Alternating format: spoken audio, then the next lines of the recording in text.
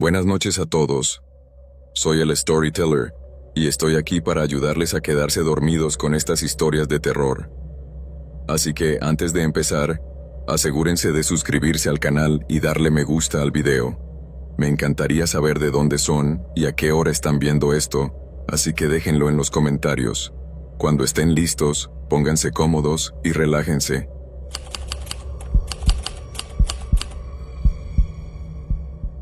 Esta historia tuvo lugar hace aproximadamente 8 años. Voy a entrar directamente en materia porque los detalles son extensos. Una noche volví a casa después de un largo turno de trabajo y me conecté a Facebook. Allí, escondido en mi carpeta de solicitudes de mensajes, había un mensaje tan largo como una novela de una mujer que no conocía. Se llamaba Sara. El mensaje decía algo así: Hola. Sé que no tienes ni idea de quién soy, pero llevo días debatiéndome si enviarte esto. He pensado que tienes derecho a saberlo. Alguien me ha estado engañando utilizando tu identidad durante más de 2 años, y acabo de descubrir la verdad la semana pasada.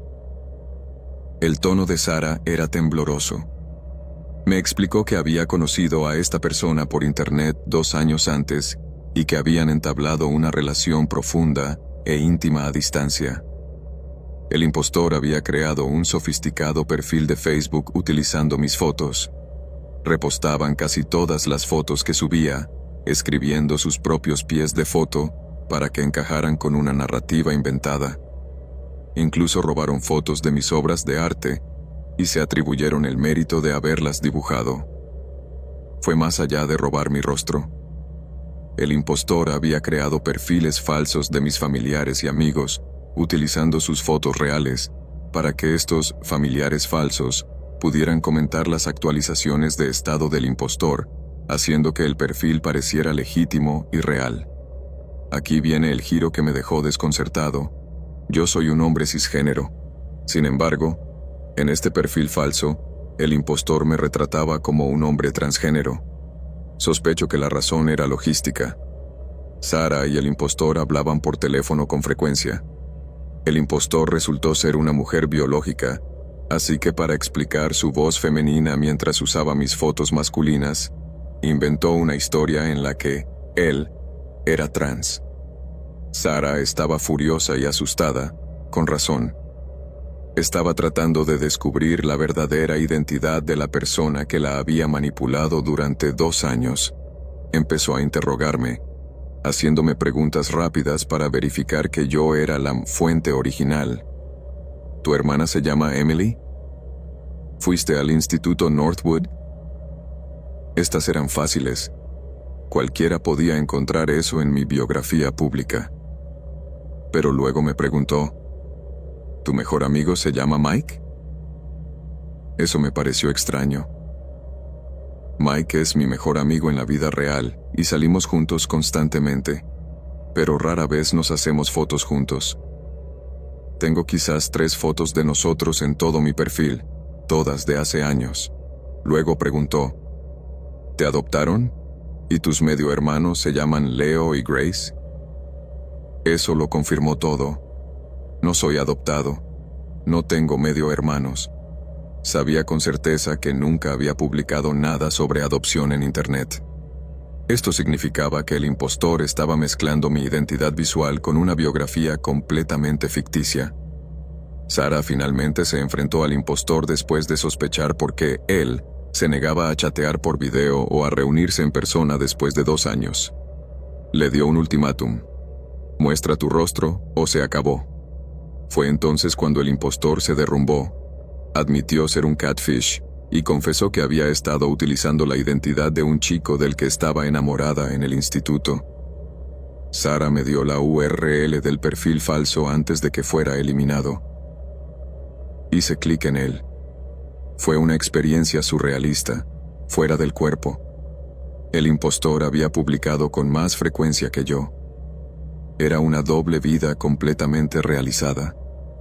Había cientos de fotos mías, de mis amigos y de mi familia, todas recontextualizadas en una vida diferente.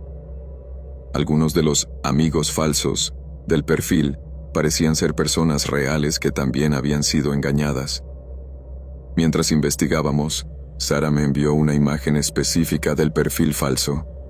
Era una fotografía en blanco y negro de un viejo granero en un campo. ¿Tú tomaste esta foto?, preguntó. La miré. No, respondí. Nunca en mi vida he visto ese granero. Esa era la prueba irrefutable. Todo lo demás en el perfil me lo habían robado, pero esa foto era original. Intentamos hacer una búsqueda inversa de la imagen, pero no apareció nada. Entonces, Sara tuvo una idea genial.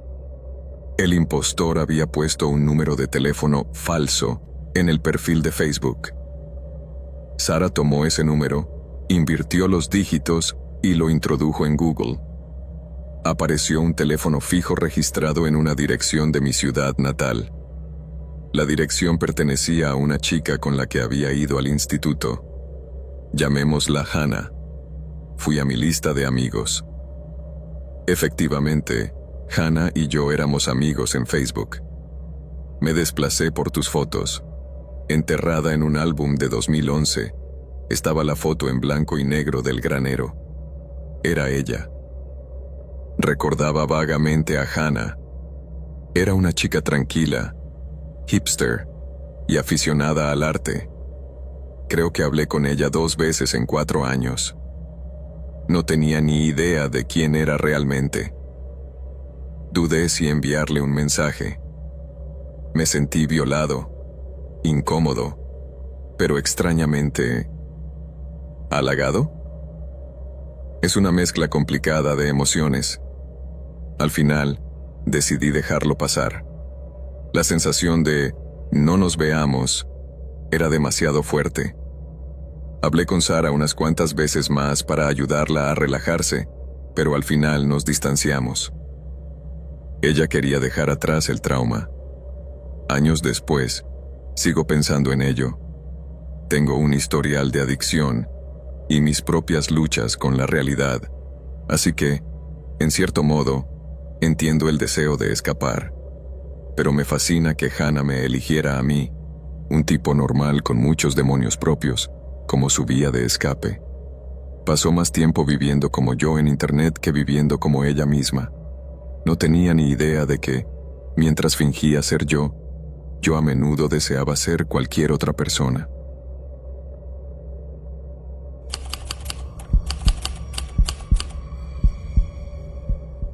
Esta saga se desarrolló durante mi segundo año de secundaria, hace aproximadamente 9 años.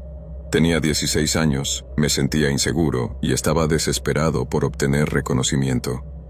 A esa edad, cualquier atención me parecía buena, y estaba a punto de caer ciegamente en una trampa tendida por alguien en quien confiaba ciegamente.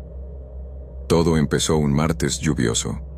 Mi amiga íntima, llamémosla Becca, se volvió hacia mí durante el almuerzo y me comentó casualmente que un amigo de su familia había visto fotos mías y le había pedido mi nombre de usuario. Me dijo que él pensaba que era preciosa. Naturalmente, mi ego se infló de inmediato. Me dio su nombre de usuario, Leo, y empezamos a seguirnos mutuamente en Twitter. Leo y yo congeniamos al instante. Era encantador, divertido, y parecía estar pendiente de cada una de mis palabras. La única señal de alarma, que convenientemente ignoré, era su ausencia en otras redes sociales. Le pregunté si tenía Facebook o Instagram para poder ver más fotos o verificar que era real.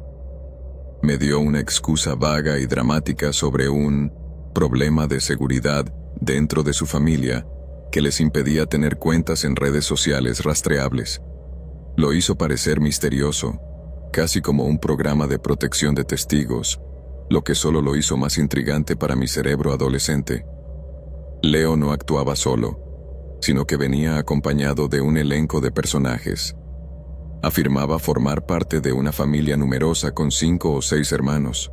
Presentó a su hermano, al que llamaremos Connor, a mi círculo de amigos. Pronto, Connor empezó a enviar mensajes directos a mi mejor amiga, Sara. Todos estábamos emocionados. Sentíamos que habíamos descubierto un grupo secreto de chicos solo para nosotros, aparte de los chicos inmaduros de nuestra escuela. El engaño fue profundo. A menudo me quedaba a dormir en casa de Becca. Durante esas noches, Leo me enviaba notas de voz. La voz era grave, suave y definitivamente masculina. No fue hasta años más tarde cuando me di cuenta de que esos clips eran audios extraídos del canal de un youtuber cualquiera. Becca los había seleccionado, guardando frases específicas para reproducirlas en los momentos perfectos. Los juegos psicológicos se intensificaron un mes después. Becca, Sara y yo estábamos paseando por el centro de la ciudad un sábado por la tarde, de compras. De repente, mi teléfono vibró. Era Leo. Te veo. Te queda muy bien esa chaqueta verde. Mi corazón latía con fuerza contra mis costillas. Me detuve y me di la vuelta, escudriñando la multitud. Sara recibió un mensaje similar de Connor. Becca fingió sorpresa y miró a su alrededor con nosotras. ¿Dónde están?, preguntó, fingiendo emoción. Nunca los vimos. Leo envió un mensaje más tarde diciendo que iban en un coche que pasaba por allí y no podían parar. En ese momento fue emocionante, pero, mirando atrás, la manipulación me pone los pelos de punta.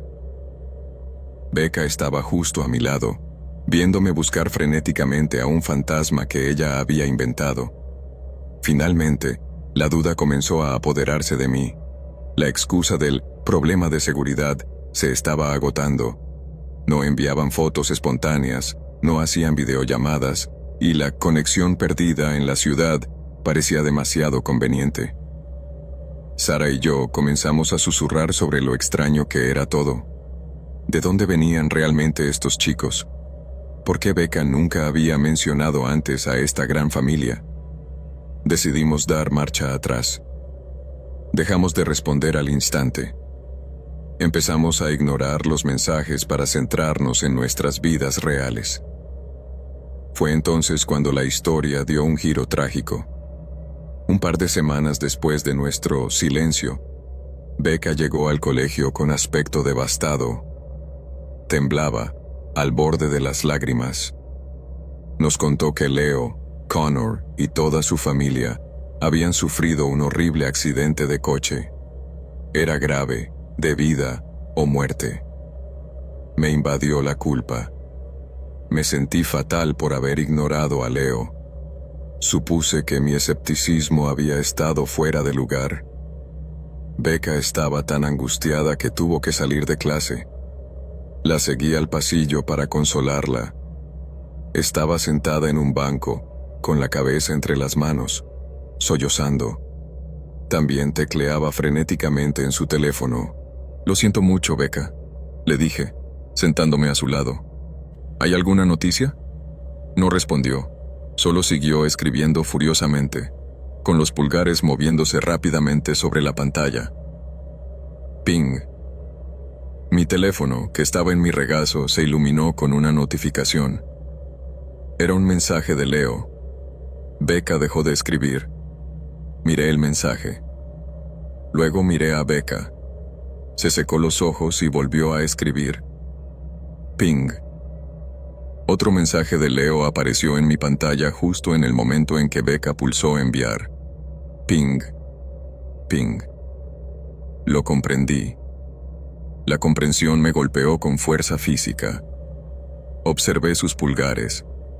Cada vez que pulsaba la pantalla, mi teléfono me notificaba un mensaje del chico, moribundo.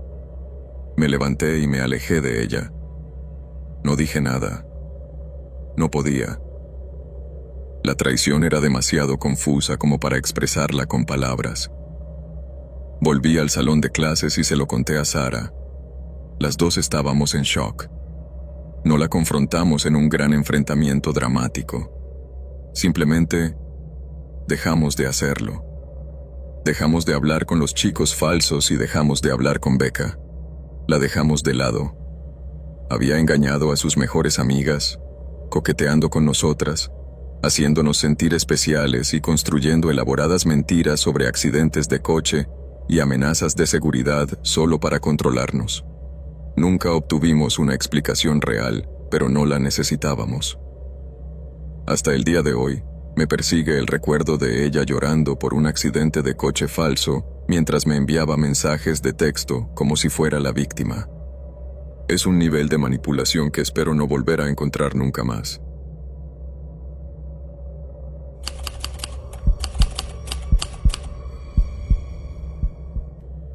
Llevaba soltera unos 2 años tras una ruptura que fue más aburrida que dolorosa. Tenía 27 años, vivía en Chicago y, francamente, estaba harta del silencio de mi apartamento. Echaba de menos tener a alguien con quien debatir sobre las tramas de las películas. Echaba de menos el ruido de otra persona. Así que, en contra de mi mejor juicio, descargué las aplicaciones habituales, Hinge, Bumble, y comencé el tedioso proceso de deslizar el dedo. En su mayoría eran conversaciones sin futuro, hasta que coincidí con Elara. El perfil de Elara fue como un soplo de aire fresco. Tenía una sonrisa radiante y abierta, y una melena de rizos rebeldes. Había una foto de ella tocando el violonchelo en una estación de metro, absorta en la música. Su biografía era peculiar. Violonchelista, mamá de perros, coleccionista de tazas feas de tiendas de segunda mano. Tú me enviaste un mensaje primero. Vale, pregunta seria. ¿Cafetera francesa o de goteo? Tu respuesta determina nuestro futuro. Respondí con sinceridad. De goteo. Y pasamos los 3 días siguientes discutiendo juguetonamente sobre la superioridad del café. Eras aguda, ingeniosa y un poco caótica, de una forma que me parecía increíblemente encantadora. Pasamos rápidamente a los mensajes de texto. Me enviaste notas de voz de ti practicando el violonchelo, lo cual era íntimo e impresionante. Se burlaba de mí constantemente, llamándome novato cada vez que mencionaba los videojuegos. Después de una semana de intensa química digital, sugirió que nos viéramos. El sábado hay un festival de food trucks en Grant Park, me escribió. Música en vivo, tacos y yo ganándote al Jenga gigante. ¿Te apuntas? Sonaba perfecto.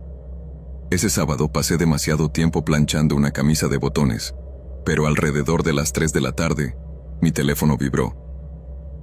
Desastre, escribió. El festival se ha suspendido por la lluvia. Los organizadores acaban de cancelarlo. Miré por la ventana. Estaba nublado, pero aún no llovía. Le pregunté qué había pasado. Problemas con los permisos, al parecer, respondió. Un desastre total.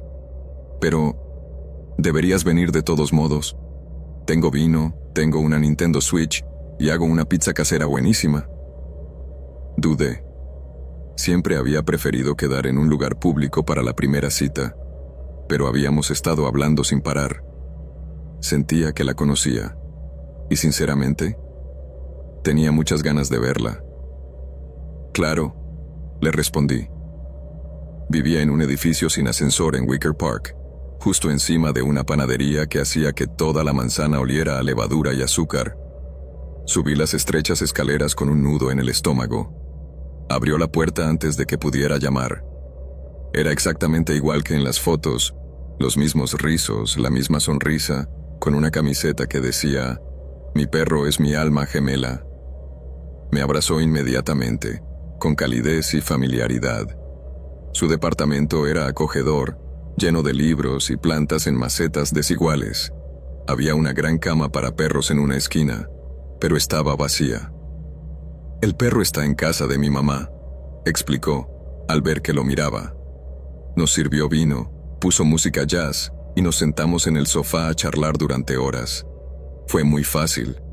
Al final, pasamos a los videojuegos. Super Smash Bros. No mentía, me ganó 3 veces seguidas, riéndose cada vez que derribaba a mi personaje del escenario. Hacia medianoche, me di cuenta de lo tarde que era. Me levanté para irme. «No te vayas», dijo, con un ligero cambio en su voz. ¿Has tomado vino? Quédate a dormir en el sofá. Tenía razón. Estaba achispado y cansado. De acuerdo, dije. Solo en el sofá. Me trajo una manta, apagó las luces y se fue a su habitación. Me tumbé allí, mirando mi teléfono, pensando en lo genial que había sido la cita. Entonces, la puerta de su dormitorio se abrió con un crujido. Salió descalza y se sentó en el borde del sofá, mirándome en la oscuridad. «No puedo dormir», susurró. «¿Estás demasiado lejos?» Me reí nerviosamente, sin saber si bromeaba. Se inclinó y me besó. Fue intenso, repentino. Le devolví el beso por un momento, pero luego se apartó. «Ven a la cama», dijo. No era una pregunta, no era seductor, era plano, robótico, como una orden. Se me revolvió el estómago. «Creo que estoy bien en el sofá», dije suavemente. Me miró fijamente durante un largo y incómodo segundo. Su rostro estaba inexpresivo. Luego, sin decir nada, se levantó y regresó a su habitación, cerrando la puerta con firmeza. Apenas dormí. Por la mañana, actuó como si nada hubiera pasado. Preparó café, se burló de mi pelo revuelto y me besó en la mejilla cuando me fui. Caminé a casa sintiéndome raro, pero no le di importancia. Esa noche, empezaron los mensajes de texto. «Ya te extraño», me envió. Le respondí educadamente. «Lo pasé muy bien. Repitamos pronto». Entonces se abrió la veda. Durante los días siguientes, me envió mensajes constantemente, cada hora. Si no respondía al instante, me enviaba 3 más. «¿Estás enojado? ¿He hecho algo? ¿Por qué me ignoras?» Le dije que estaba ocupado en el trabajo. Ella dijo que lo entendía, pero los mensajes no cesaron. Luego vinieron las fotos. Al principio, selfies. Luego, una foto de mi edificio tomada desde la calle. Después, una foto borrosa de mí entrando en mi oficina. «Hoy te ves muy serio», decía la leyenda. Sentí un escalofrío recorriendo mi espalda. Le pregunté si estaba en el vecindario. «Es que te extrañaba», respondió. «¿Es raro?» Dejé de responder. Al día siguiente, llegué a casa y encontré un pequeño paquete en la puerta. Dentro había una taza de cerámica. Era blanca con letras negras pintadas a mano que decían: «Te estoy observando». No había ninguna nota. Bloqueé tu número inmediatamente. Creaste un nuevo número. ¿Por qué haces esto? Pensaba que teníamos algo. También bloqueé ese número. Esa noche, alrededor de las 3 de la mañana, me desperté con 3 golpes fuertes y rítmicos en mi puerta. Bang, bang, bang. Miré por la mirilla. El pasillo estaba vacío. Durante una semana, todo estuvo tranquilo. Pensé que tal vez se había rendido. Entonces, un sábado por la noche, llegué tarde a casa después de estar en casa de un amigo. Abrí la puerta, entré y me quedé paralizado. Elara estaba sentada en mi sofá, en la oscuridad. Me sonrió, con total tranquilidad. «Dejaste la ventana abierta», dijo en voz baja. No sabía qué hacer, tenía miedo. «Elara, tienes que irte», le dije con voz temblorosa. «Vete». Ella se rió, un sonido hueco. Solo quería hablar. Retrocedí hacia la puerta con la mano en mi teléfono. «Voy a llamar a la policía». Ella se levantó, con el rostro deformado por la ira. «¿Eres igual que los demás?», gritó, agarrando un vaso de mi mesa de centro y lanzándolo contra la pared, cerca de mi cabeza. «¡Mentirosos! ¡Cobardes!». Corrí al pasillo y marqué el 911. Ella seguía gritando cuando los oficiales la sacaron a rastras. Le dio una patada en la espinilla a uno de ellos. Más tarde me enteré de que tenía antecedentes. Una serie de hombres, El mismo patrón, la misma escalada. Presenté cargos. Le impusieron una orden de alejamiento. Me mudé de ese departamento un mes después. No he tenido ninguna cita desde entonces.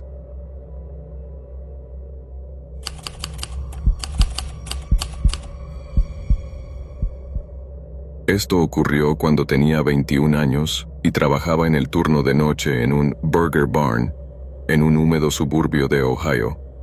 Compaginaba una pesada carga lectiva en la universidad comunitaria local con este trabajo para poder pagar el alquiler. No era precisamente la carrera de mis sueños, pero el equipo con el que trabajaba era sólido. Teníamos nuestras bromas internas, nuestras listas de reproducción específicas para limpiar las freidoras y una camaradería nacida de lidiar con clientes hambrientos a la 1 de la mañana. M. Llevaba mucho tiempo soltero y solía evitar las aplicaciones de citas, ya que las encontraba más agotadoras que gratificantes. Pero el aburrimiento es una poderosa fuente de motivación. Durante una semana especialmente tranquila, volví a descargar Tinder, sobre todo para tener algo que mirar mientras la parrilla estaba en silencio. Fue entonces cuando coincidí con Sienna.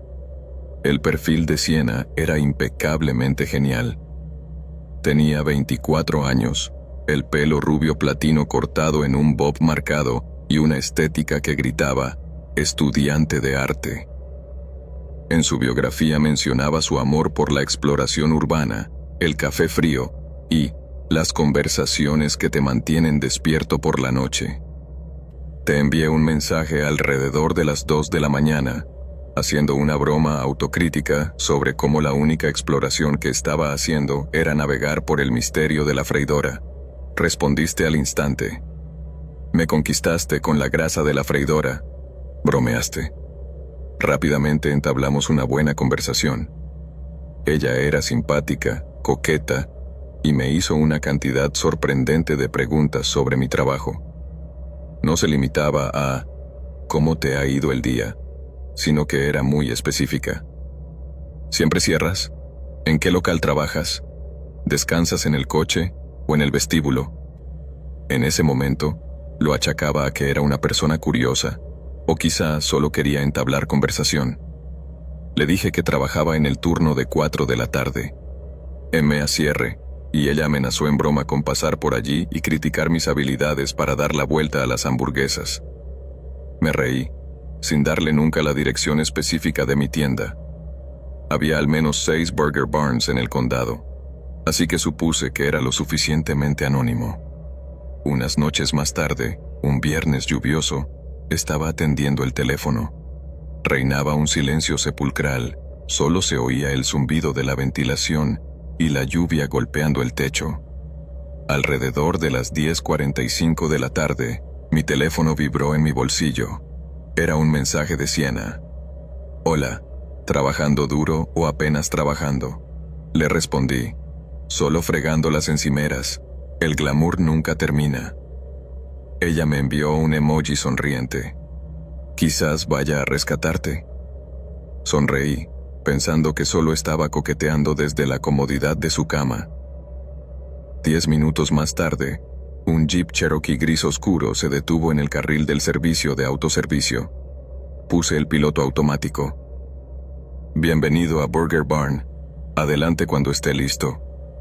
El silencio se extendió por los auriculares durante un instante. Entonces, una voz femenina, cristalina y escalofriantemente familiar, atravesó la estática. Hola. ¿Eres Lucas? Se me revolvió el estómago. Sí, respondí con voz temblorosa. Lo sabía, dijo con un tono triunfante. Reconocí tu voz de tus historias de Instagram. Soy Sienna. Un escalofrío de inquietud me recorrió la espalda. No le había dicho en qué tienda estaba. Ella lo había averiguado. Intenté mantener una fachada de servicio al cliente. Hola, vaya, no pensé que realmente saldrías con esta lluvia. Ella se rió, con un sonido grave. Me aburría. Quería ver si eras real. Esperé a que pidieras comida. No lo hizo. ¿Quieres algo?, le pregunté. No. respondió. Solo quería verte. Le dije que se acercara a la ventanilla, sobre todo para que se fuera del temporizador del sensor. Cuando se acercó, allí estaba. El cabello platino estaba un poco encrespado por la humedad y tenía los ojos muy abiertos, fijos en mí con una intensidad que parecía menos atracción y más posesión. Se asomó por la ventanilla del coche. «Eres tal y como te imaginaba», dijo. Me obligué a reír. «Gracias». Se quedó allí sentada, con el motor en marcha, mirándome mientras la lluvia goteaba del alero. El silencio era insoportable. Finalmente, lo rompí. «Bueno, me ha gustado verte, pero tengo que volver a la parrilla». Ella no pestañeó. «¿Cuándo sales?» «Después de medianoche», dije, sin concretar. Ella asintió lentamente, como si estuviera registrando la información. «Genial. Quizás vuelva entonces». «Quizás», mentí. Se marchó lentamente. Me volví hacia mi compañero de trabajo, Mike, que estaba preparando cebollas en la parte de atrás. «Tío», le dije, «esa chica me ha encontrado. Yo no le di la dirección». Mike levantó una ceja. «Eso no es romántico, tío. Eso es acoso». Intenté restarle importancia como si fuera una extraña coincidencia, pero la sensación de estar siendo observado persistía. La noche siguiente, sábado, volví a ponerme los auriculares. A la misma hora, alrededor de las 10 de la tarde, el jeep gris pasó por allí. Esta vez no se detuvo en la caja de altavoces. Condujo directamente hasta la ventana. Abrí la ventanilla y ni siquiera me saludó. «No respondiste a mi mensaje», me acusó. Tenía razón. Me había enviado un mensaje después de irse la noche anterior, diciendo que era lindo. Lo había ignorado, esperando que la chispa se apagara. «He estado ocupado», le dije, perdiendo la paciencia. Me miró fijamente, escudriñando mi rostro. «¿Estás saliendo con alguien más?» «No», respondí.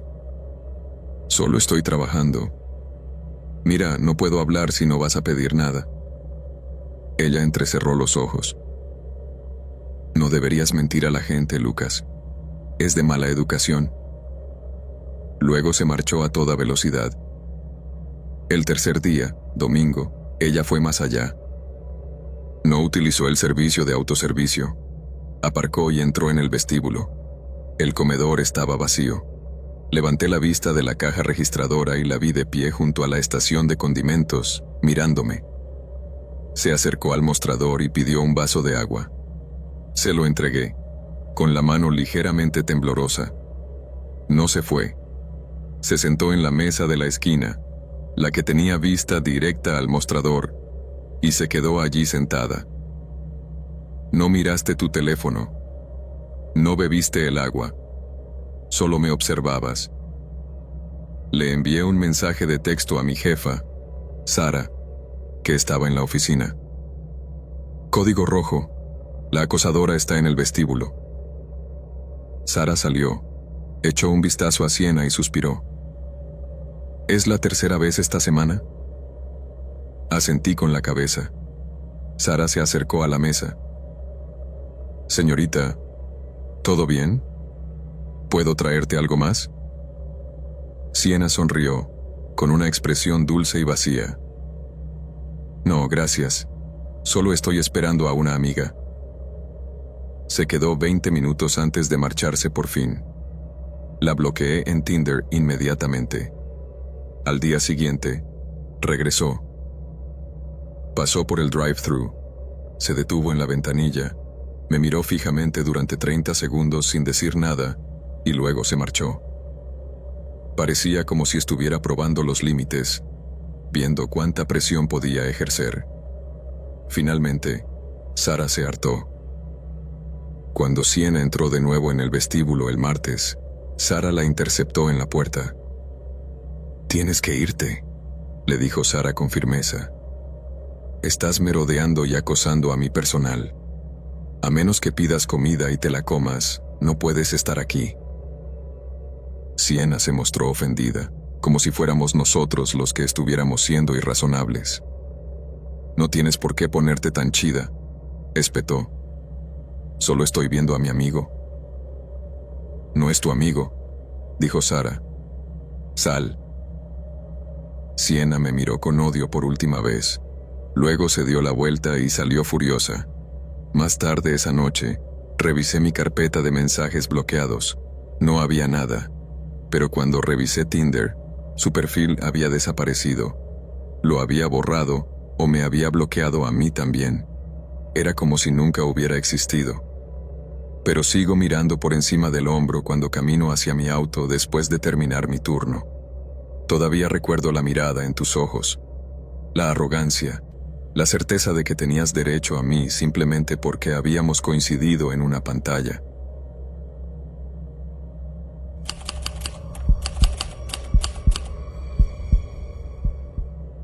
Yo era el tipo de adolescente que consumía novelas románticas como si fueran oxígeno. Quería los grandes gestos, los momentos cinematográficos, la historia de amor que te deja sin aliento. La realidad, sin embargo, era solo tareas y miradas incómodas en los pasillos de la preparatoria. Era febrero, la semana previa al día de San Valentín, y la soledad me golpeaba con fuerza. Mi feed de Instagram era un aluvión de parejas publicando posts de agradecimiento y planeando citas, y yo me sentía invisible. Solo quería formar parte del club, aunque fuera por un día. Esa vulnerabilidad me llevó a emparejarme con Elias en una aplicación de citas poco fiable en la que había mentido sobre mi edad para poder registrarme. El perfil de Elias decía que tenía 19 años y era estudiante de primer año en una universidad cercana. Tenía un aspecto melancólico y maduro, cabello revuelto, mandíbula marcada y una sonrisa burlona que sugería que conocía secretos del mundo que yo desconocía. Empezamos a enviarnos mensajes y él se mostró muy hábil. En la primera hora ya me había llamado preciosa y madura para tu edad. Me dijo todo lo que estaba desesperada por oír. El 13 de febrero me hizo la pregunta: ¿tienes planes para mañana por la noche? ¿Para San Valentín? Admití que no. Salgamos juntos, me escribió. Nada cursi. Solo dar una vuelta en coche, quizá tomar unos batidos, charlar, algo tranquilo. No tenía pensado quedar con un desconocido, y menos aún en San Valentín, pero la tentación de tener una cita era abrumadora. Cuando le pregunté dónde nos veríamos, insistió en que me recogería. Dudé. Nunca lo había visto, pero su encanto era potente y quería vivir la experiencia.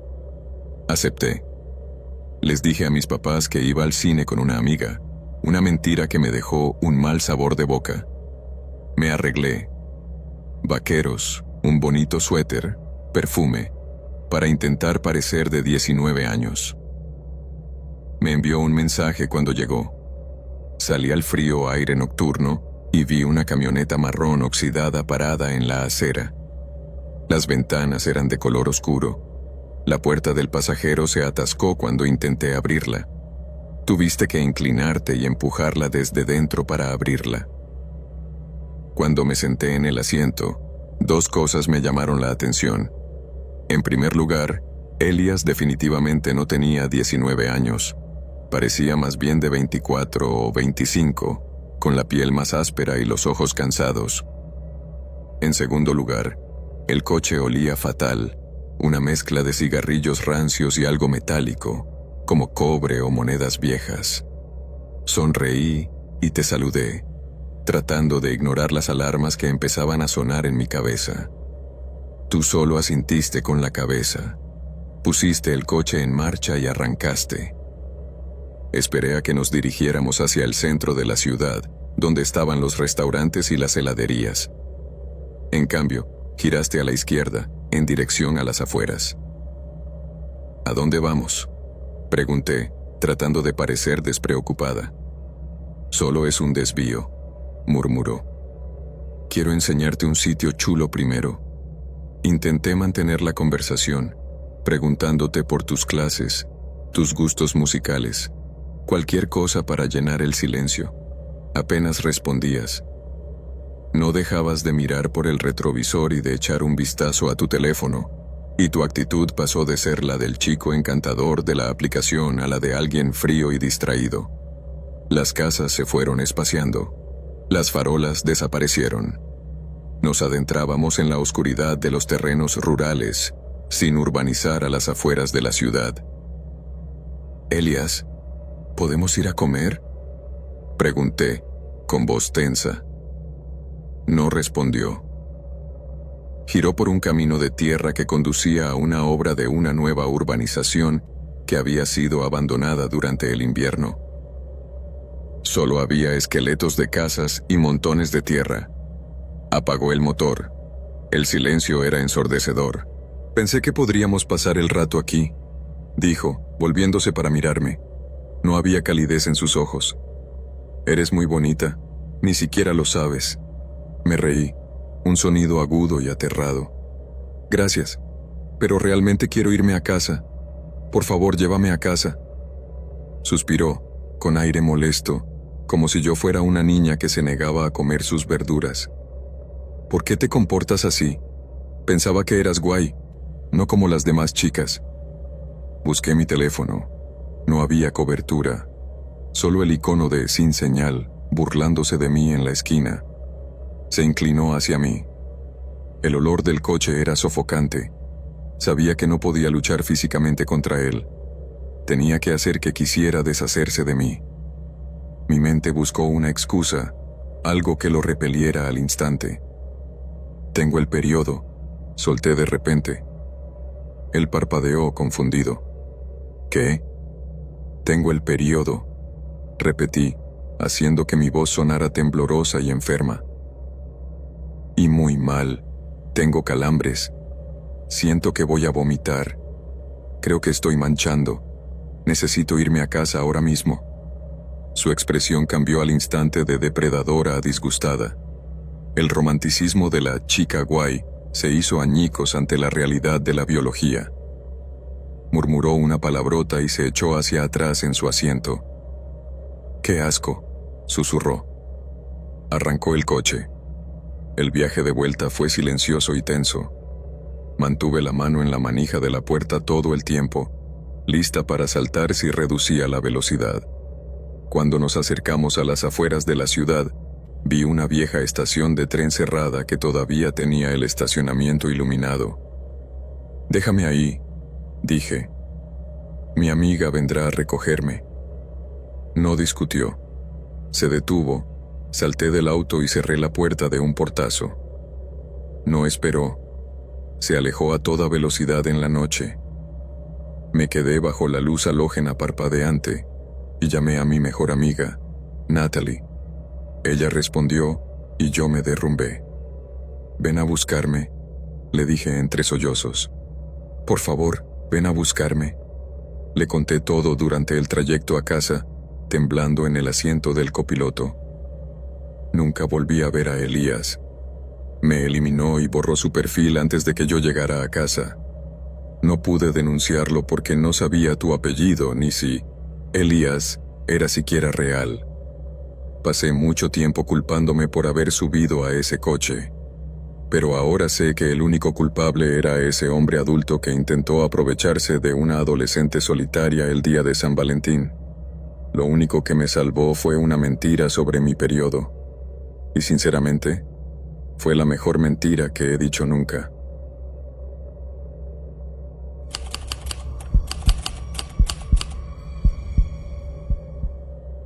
Llevaba unos 14 meses fuera de una relación de 5 años cuando decidí volver a meter los pies en el mundo de las citas. Tenía 31 años, trabajaba como correctora de estilo y era cautelosamente optimista. No buscaba un romance apasionado, ni un alma gemela de inmediato.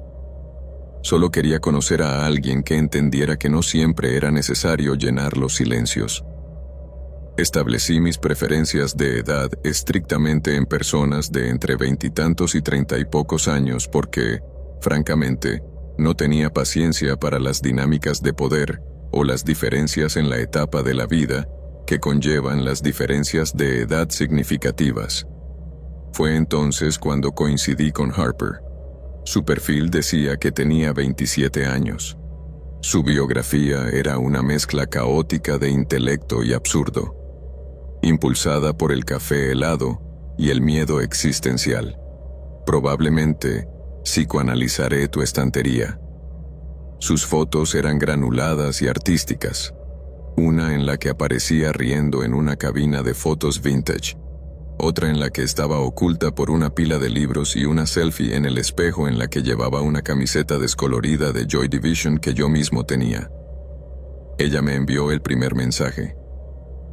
Pareces el tipo de persona que tiene opiniones firmes sobre la coma de Oxford.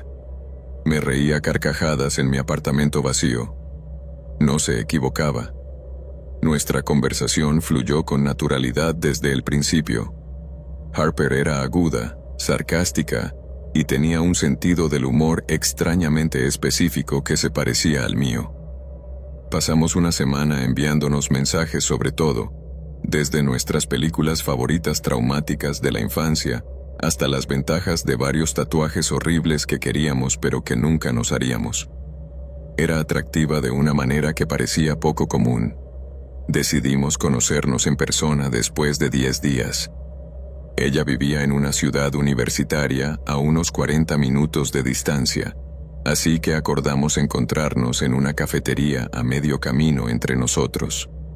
Cuando entró, me llamó la atención lo joven que parecía, aunque lo achacé a una buena genética.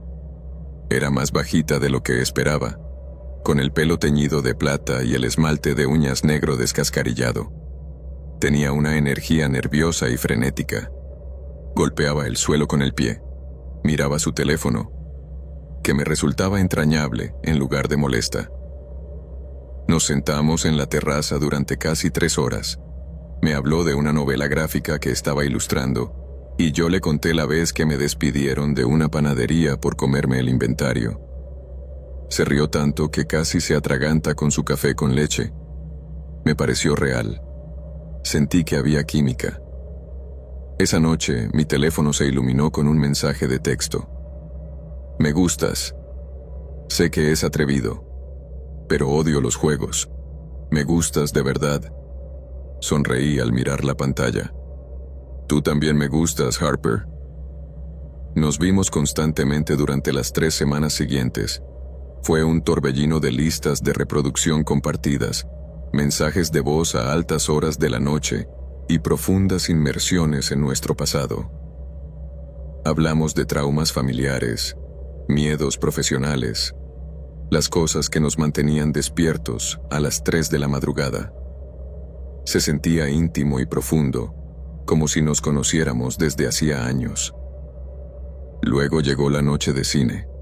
Estábamos en mi departamento, tirados en el sofá viendo La Cosa, cuando de repente ella detuvo la película. ¿Sería raro si dijera que quiero que esto sea exclusivo?, preguntó, mirando sus manos. Me volví hacia ella, sorprendido pero complacido. No sería raro en absoluto. No estoy saliendo con nadie más. Ella sonrió, pero parecía frágil. Bien. Me preocupaba que pensaras que soy demasiado joven o inmadura. Fruncí el ceño. Harper, tienes 27 años. Eres adulta. No eres demasiado joven. El ambiente de la habitación cambió al instante. El silencio que siguió fue denso, sofocante. Ella se puso pálida. ¿Está bien?, susurró. Hay algo que tengo que decirte. Se me hizo un nudo en el estómago. ¿Qué? No tengo 27 años, dijo con voz temblorosa. Tengo 21. La miré fijamente, mientras mi cerebro intentaba reconfigurar el último mes de mi vida. ¿Qué? Empezó a hablar rápido, desesperada por llenar el silencio. Sé que es un gran salto. Sé que debería habértelo dicho. Pero me gustabas mucho y sabía que tenías tu filtro puesto en más de 27 años. No creí que me dieras un me gusta si sabías mi edad real. Normalmente no miento, lo juro, pero me parecías tan seguro y amable. Me incorporé, alejándome de ella en el sofá. No era que tener 21 años fuera ilegal, ni siquiera se trataba del número en sí. Era la sensación de haber sido engañado. Era darme cuenta de que ella había creado una personalidad para eludir mis límites. Yo había aceptado salir con una compañera, una mujer de 20 y tantos años con una experiencia vital similar a la mía.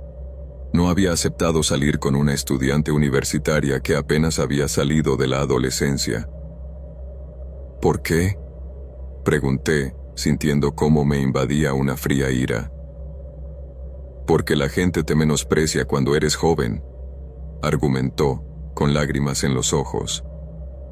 Creen que no puedes ser inteligente o madura solo por una cifra. Quería que me vieras primero.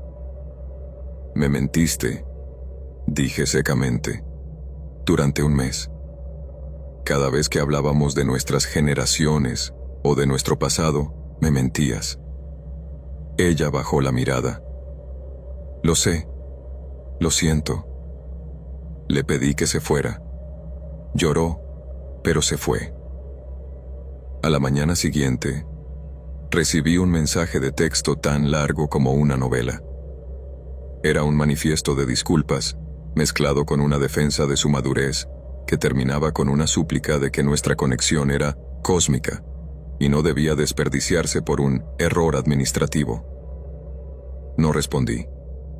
Necesitaba procesar la violación. 3 días después, comenzaron las notificaciones. Recibí una coincidencia en Tinder de un perfil sin foto. La biografía decía: algunas personas huyen porque temen la conexión real. Deslicé hacia la izquierda. Luego apareció otra. Sigo escuchando la lista de reproducción que me hiciste. Luego, un mensaje de texto de un número que no reconocí. Nunca me diste un juicio justo. Bloqueé el número. Deshice los emparejamientos. Pero era como luchar contra una hidra. Por cada vía que cerraba, ella encontraba una nueva. Una semana después, la situación se agravó.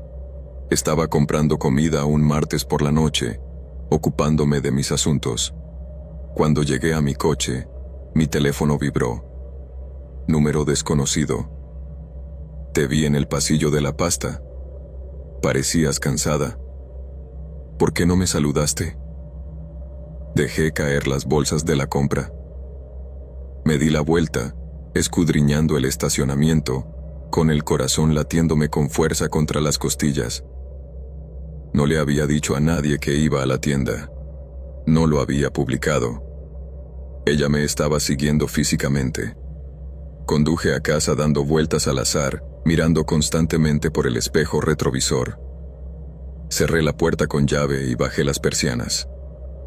Al día siguiente, recibí una solicitud de seguimiento en Instagram de una cuenta privada llamada Project_Second_Chance. La biografía solo incluía mis iniciales y la fecha en que nos conocimos. Ese fue el punto de inflexión. Cuando alguien cruza la línea que separa a un ex con el corazón roto de un acosador digital, te das cuenta de que en realidad nunca lo conociste.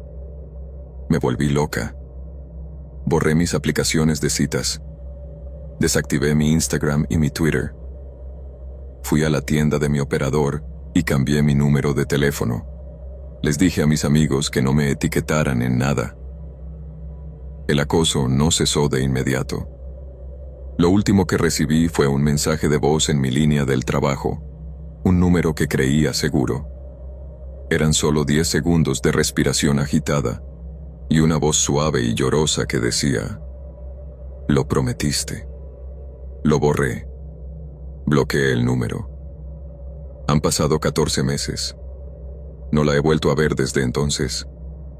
No sé si ha pasado a otra obsesión o si sigue ahí fuera, mintiendo sobre su edad a otra persona. Pero sé que sigo sobresaltándome cuando recibo un mensaje de un número desconocido y que ya nunca, jamás, me fío de la biografía de un perfil tal cual.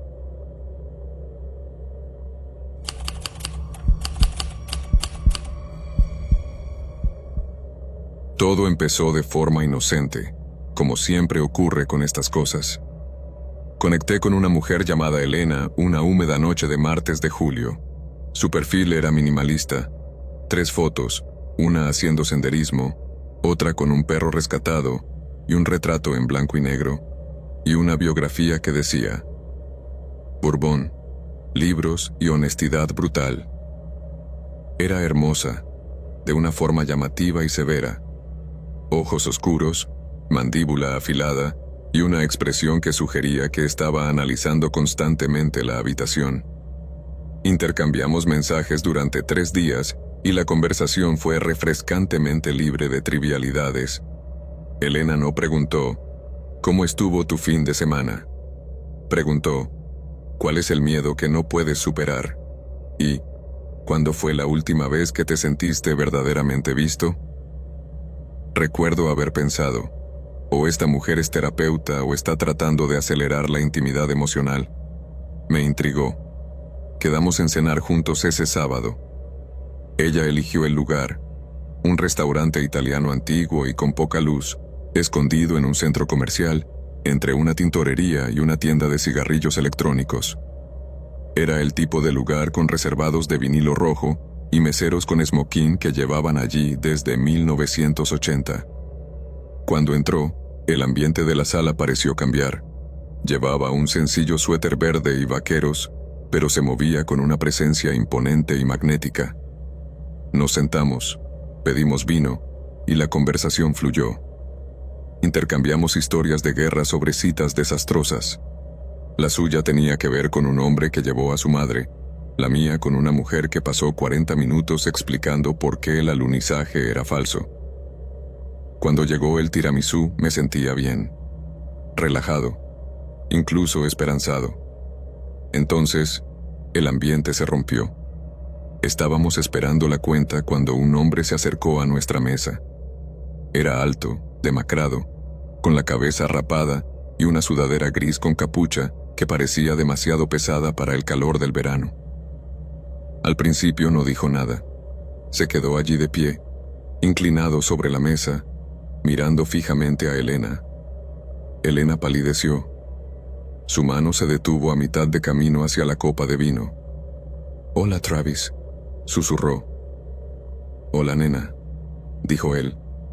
Su voz era áspera, hueca. «No sabía que ahora salías con otras personas». Miré a ambos, confundida y alarmada. «¿Es un amigo?» Elena se levantó bruscamente. «No estamos juntos, Travis. Tienes que irte, ahora mismo». Travis la ignoró. Volvió su mirada inexpresiva hacia mí. «¿Crees que ella es especial?», preguntó. «No lo es. Es una mentirosa. Arruina todo lo que toca». Me levanté, impulsado por mi instinto protector. «Ya está bien, amigo. Basta. Retírate». Travis se rió, con un sonido breve y seco. Entonces, sin previo aviso, agarró la jarra de agua de la mesa y me tiró el contenido encima. El agua helada empapó mi camisa, dejándome en silencio por la sorpresa. Antes de que pudiera lanzarme sobre él, el gerente y 2 meseros se acercaron corriendo. Travis dio un paso atrás, levantando las manos en señal de rendición fingida. «Me voy», dijo con desdén. «No te preocupes». Miró a Elena por última vez. «Pero tú eres mía. Siempre lo serás». Salió por la puerta. Nadie lo detuvo. Nos sentamos de nuevo en la mesa mojada. Yo temblaba, no por el agua fría, sino por la adrenalina. «Lo siento mucho, mucho», dijo Elena con voz temblorosa. No sabía que estaba en la ciudad, Pensaba que se había ido. ¿Quién es?, pregunté, secándome el agua de la cara con una servilleta. Mi ex, respondió. Rompimos hace un año. Él no se lo tomó bien. Eso no fue no tomárselo bien, dije. Eso fue acoso, eso fue agresión. Ella asintió con tristeza. A veces aparece. He intentado conseguir órdenes de alejamiento, pero desaparece antes de que se las puedan entregar. Me sentí muy mal por ella. Parecía pequeña y aterrorizada. En contra de mi mejor juicio, sentí la necesidad de ayudarla. Esa noche la acompañé a su coche y ella me abrazó con fuerza, mirando las sombras antes de abrir la puerta. Debería haberme marchado entonces, pero no quería castigarla por ser una víctima. Volvimos a salir una semana después, esta vez a un bar de jazz, un lugar público y ruidoso. Parecía más alegre, más parecida a la mujer de su perfil.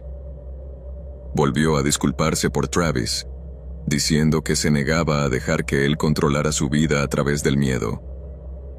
Admiraba su fortaleza. Salimos juntos durante otras 3 semanas. Travis no volvió a aparecer y yo empecé a relajarme. Pensé que tal vez había seguido adelante. Entonces llegó la noche del viernes que lo terminó todo. Habíamos ido a cenar a tu casa. Había estacionado mi coche en la calle, justo debajo de una farola. Cuando me fui, alrededor de la medianoche, caminando hacia mi coche, lo vi. El parabrisas estaba destrozado, una telaraña de cristales rotos, pero eso no era lo peor. Grabadas profundamente en la pintura de la puerta del lado del conductor, hasta el metal, estaban las palabras: «Ella es mía». Me quedé allí parado en la acera, con la pintura roja en aerosol que parecía sangre bajo la luz de la farola. Elena salió corriendo detrás de mí, vio el coche y se tapó la boca con las manos. «Dios mío», gimió, «no lo habrá hecho». Pero lo había hecho. Llegó la policía. Tomaron declaración, pero el agente se mostró desdeñoso. Sin imágenes de video ni testigos, solo era vandalismo. «Es difícil demostrar que fue él», dijeron. Conduje a casa con el viento silbando a través del parabrisas roto. A la mañana siguiente, me desperté con un mensaje de Facebook de un usuario llamado Nadie. El mensaje era sencillo: «Ella te arruinará, igual que me arruinó a mí. Aléjate mientras aún puedas». Me senté en el borde de la cama, leyendo el mensaje una y otra vez. Me gustaba Elena, de verdad. Pero al ver la amenaza, al ver los miles de dólares de daños en mi coche y al recordar la mirada de Travis, me di cuenta de que estaba fuera de mi alcance. Esto no era solo un problema, era una zona de guerra, y yo era un daño colateral. Le envié un mensaje de texto a Elena. «Me importa si lo siento, pero no puedo hacer esto, no puedo vivir así». Ella no discutió conmigo, no respondió en absoluto. No la he vuelto a ver desde entonces. Unas semanas más tarde, busqué tu perfil para ver si estabas bien. Había desaparecido. Lo habían borrado. Era como si nunca hubieras existido. Y, sinceramente, teniendo en cuenta la sombra que te perseguía, quizá desaparecer era la única forma que tenías de sobrevivir.